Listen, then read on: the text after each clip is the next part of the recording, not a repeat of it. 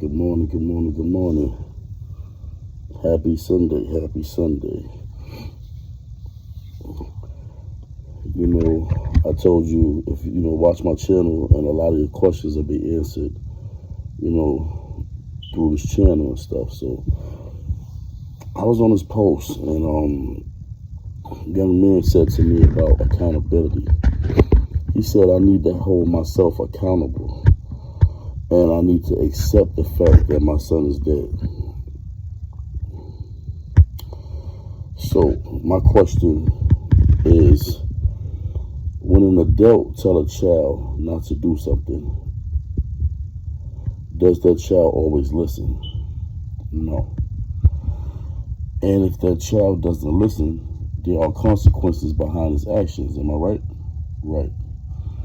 So now, an 18-year-old child, still a child of me, I'm 43, does something and you teach him not to do it and he does it anyway.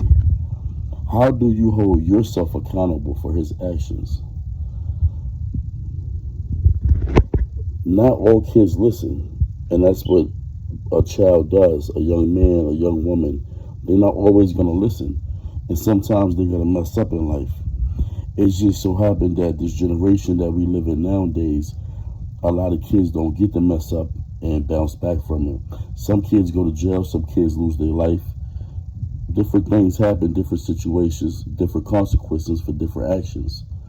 But you can't say that the parent has to hold himself accountable for what the child does. The only time the parent is held accountable is when that child is underage and you actually help him or her or hinder them or actually condone the bullshit that they're doing. So when you tell somebody to hold themselves accountable for someone else's actions, you actually sound crazy as hell saying that. And that's a young man talking and he don't really know what to say. He just wants some attention. That's the way I take it when you say it to me. But accepting it. I don't have to accept the fact that someone killed my son. That doesn't make sense. Or your son was out here doing this and that. Your son spent the block. Your son put something down allegedly. Your son did this. Your son did that. Okay. So because my son did all those things that you're assuming or saying he did, I have to accept as a father that he's gone. So that means that if you go outside in the street and you make a mistake or you do something that you're not supposed to be doing and it costs you your life or your freedom, right? Your parent has to accept that?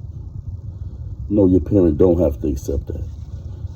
And whatever I've done in my past as a juvenile or as a youth, as a young man, is my mistakes in life. And I had to bounce back from that. At 43 years old, I'm pretty sure I done made a lot of mistakes in life. But those are my mistakes, and I had to bounce back. I had to give that to God. I had to repent. I had to make right with God. And after I made right with God, what anybody else feels, it doesn't matter. It's just an opinion. Like an asshole, everybody got one.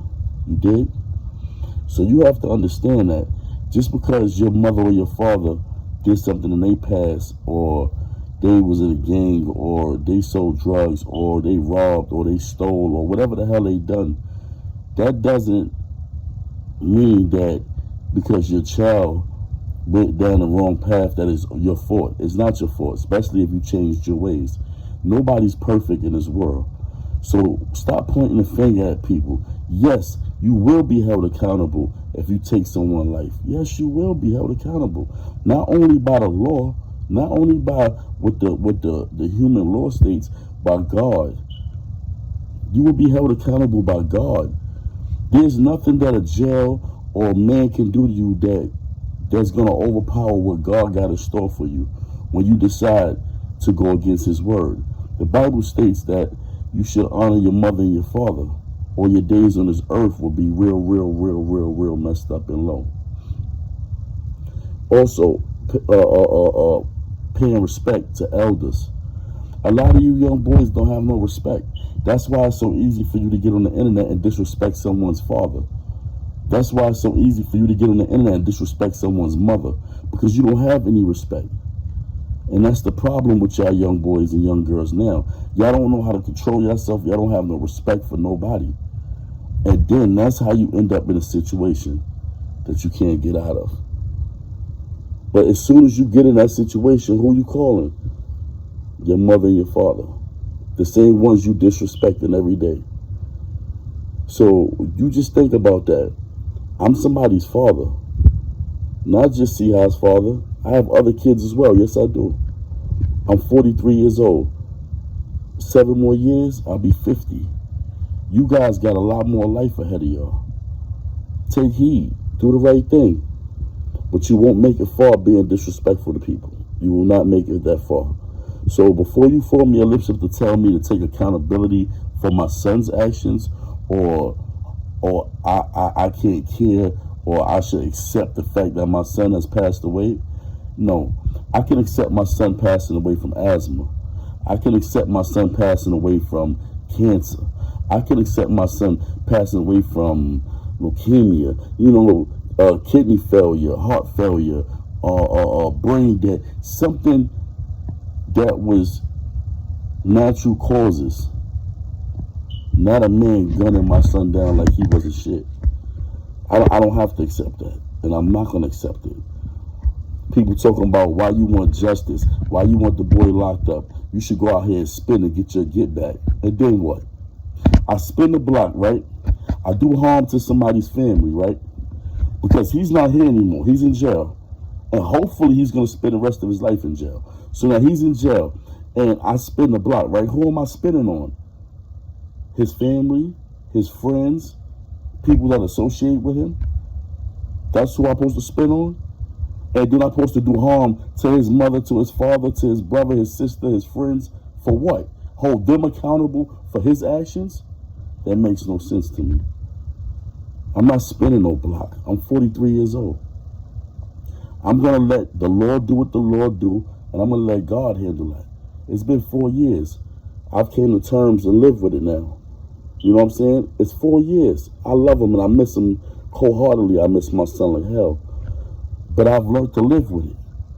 I know he wouldn't want me sitting in nobody's jail cell. I know he wouldn't want me in nobody's graveyard. He would want me doing what I'm doing now, taking care of his brothers and sisters. So when you say spin the block, you want justice, you should want to get back. Why should I want to get back? God said vengeance is his, not mine. If you're not close to God, pick up that Bible, start reading, because we're in our last days. Well, they say we are, but I don't believe so. But if we are, it doesn't matter. He's coming back. Stay prayed up, man. This world is demonic. There's a lot of messed up things going on in this world. And like I told you in my last video, it's 2 things in life that you will not be able to escape. Death and karma. You will not be able to run. You can't hide. You can't duck. I don't care how much money you got. I don't care how big you think you are, how tough you are. When karma come, she's going to fuck you. When death come, she's going to fuck you. There's no escaping those 2 things. Those are 2 things you're going to get in life that's guaranteed to be yours. Karma and death. The jail cells don't run out of space. They'll pack you up and put you in another cell, and the living room will be 10 niggas in one cell. They don't care. Jails don't run out of space. They'll transfer you to another jail. They always going to have room in jail for you. The federal penitentiary have many penitentiaries all over the world. They got a place for you. In the graveyard, you got a better chance of the cells running out than the graveyard. There's always a spot in the ground, a box to put you in. Take heed, man. Leave the gangs alone. Leave the drugs alone. Leave the guns alone. Leave all that alone, man. Get an education. Pick something that you want to do in life, something safe. Find out what you're good at and stick to that. Play ball, be a lawyer, be a doctor, be a police officer. Change the dynamics. Change the generational curse. Become a chief of police. Become CIA. Become the president. You can do that. If you work hard at it, you can do anything that you want to do in life. Leave the gangs alone. I am not a gangbanger. Have I done it? Yes. Yes, I've done it. But I'm 43 years old. I'm not doing that no more. I'm telling the youth to put them guns down. Stop killing each other. Stop it, man. Because not just one soul or one person pays for that. It's a lot of individuals that's going to be hurt behind that one act. It only takes 2.5 seconds to kill somebody, but a lifetime to get over it. With that being said, man, y'all stay safe, man. Anything y'all want me to answer, if it makes sense, drop it in the comment section. You know what I'm saying? I'll try my best to get to it and answer it. But for all those that say hold myself accountable for my son's actions, I won't and I can't. What I'm going to hold myself accountable for, and the things that I'm going to keep my foot on my own neck for, is being a better me. I'm going to hold myself accountable for me. And I'm going to be a better me. They tell me to accept my son being dead, I'll never accept it. Never. I'm taking that to the grave. That's my boy. And I'm never going to accept him being gone. Especially not in the manner that he lost, that he left here in. And if he hurt anybody out there and they watching this, their family members or anything, my son hurt anybody out there, I apologize for my son. I apologize. You know what I'm saying? I don't know who he harmed, if he have or what, allegedly, I don't know. You know what I'm saying? But if he did harm anybody out there, I apologize to you. You know what I'm saying? I apologize to your family. And I mean that cold-heartedly. Because I know how I feel. And I don't want nobody else to feel the way I feel.